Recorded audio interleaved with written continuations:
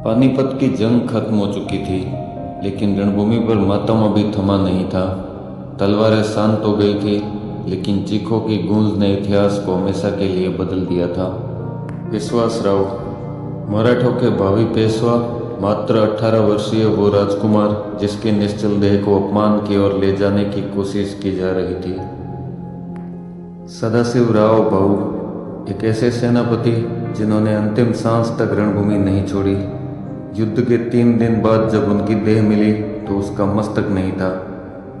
ये पानीपत का वो काला सच है जिसे इतिहास की किताबों में जगह नहीं मिली। अफगान छावनी में जीत का जश्न मनाया जा रहा था। अधिकांश सरदार शराब के नशे में धुत होकर पड़े थे। कुछ स्थानों पर नाच गाना चल रहा था, लेकिन अवध के नवाब सुजाउद्दौला का खेमा अभी भी जाग रहा था, क्योंकि कई घायल मराठा सैनिक और यात्री उसकी शरण में आए थे, जिनके पास मात्र 18 वर्षीय विश्वासराव की पार्थिव देह भी पड़ी थी। सुजा ने उदारतापूर्वक उन सबको अपनी शरण दी और अपने 2 वैरागी सरदारों अनूपगिरी और उमरावगिरी की सेनाओं को उनकी सुरक्षा हेतु तैनात करवाया। बरखुरदार खान नामक एक अफगान सरदार ने 3 लाख रुपए लेकर यह सब सुजाउद्दौला के हवाले किया था।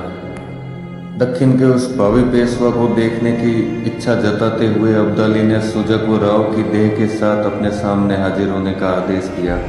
युद्ध के बाद अफगानों द्वारा किए गए पानीपत में उस अमानुष हत्याकांड से सुजाउद्दौला का दिल भी दहल गया था। भारी मन से वह राव की देह को लेकर अब्दाली के सामने हाजिर हुआ। मराठा पेशवा के उस 18 वर्षीय राजकुमार, जिसकी सुंदरता के किस्से सारे हिंदुस्तान में मशहूर थे, उसे देखने के लिए अफगान और रोहिले सैनिकों के झुंड अब्दाली के डेरे के सामने जमा हो रहे थे। कहा जाता है कि जब विश्वासराव की निश्चल देह के सामने अब्दाली आया तो क्षण भर के लिए वह रणभूमि का विजेता भी मौन हो गया। उस चेहरे की कांति और तेज अभी भी वैसी ही थी। मृत्यु भी उसे फीका नहीं कर पाई थी। एक राजसी तेज का अंत जिसे देखकर विजेता भी स्तब्ध रह गया था। वह विचित्र दृश्य था। जहां एक और विजेता खड़ा था, वहीं दूसरी तरफ था एक पराजित युवराज का शव, जिसे देखकर अब्दाली के मुंह से बरबस ही निकल पड़ा।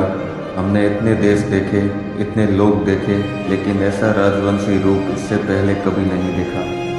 अब्दाली के सेनापति और कई सरदारों ने उसको सलाह दी कि हुजूर, दक्षिण के इस भावी बादशाह की लाश को अपने विजय की निशानी मानकर कंधार लिए चलते हैं। इस सुंदर लाश को सुखाकर अपनी राजधानी में नुमाइश में रखेंगे, ताकि हमारे वतन के लोग देखें कि हमारी फतेह कितनी महान थी। लेकिन सुजाउद्दौला को यह किसी भी कीमत पर मंजूर नहीं था। उसने अब्दाली से साफ साफ कहा, हुजूर, आपने यह जंग हिंदुस्तान की सरजमी पर लड़ी है और जीती है।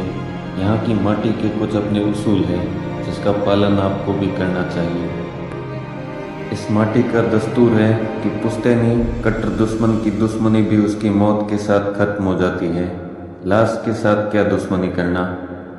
आखिरकार अब्दाली ने सुजा की बात मान ली और विश्वासराव की अंत्येष्टि की इजाज़त दे दी। सुजा ने कई बिस्तियों को भाऊ और अन्य मराठा सरदारों की लाशों को ढूंढने के लिए काम पर लगा रखा था। उसे यशवंतराव पवार, संताजी वाघ, तुकोजी सिंधिया आदि कई सरदारों की लाशें मिली, जिनका अंतिम संस्कार भी विश्वासराव के साथ करवाया गया। वहीं दूसरी तरफ युद्ध के 3 दिन बाद तक भाऊ के शव का अभी तक कोई अता पता नहीं लगा था। रणभूमि में लाशों की गंध से असहनीय बदबू फैल चुकी थी, लेकिन भाऊ के शव की आशा में सुजा ने अभी भी भिस्तियों को उसी काम में लगा रखा था। तीसरे दिन पानीपत नगर के उत्तर में काले आम के विशाल पेड़ के पास चंद्रसेन घोड़े की लाश बापू हिंगड़े नामक एक मराठा सरदार को मिली। तब सबकी आशा दोगुनी हो गई।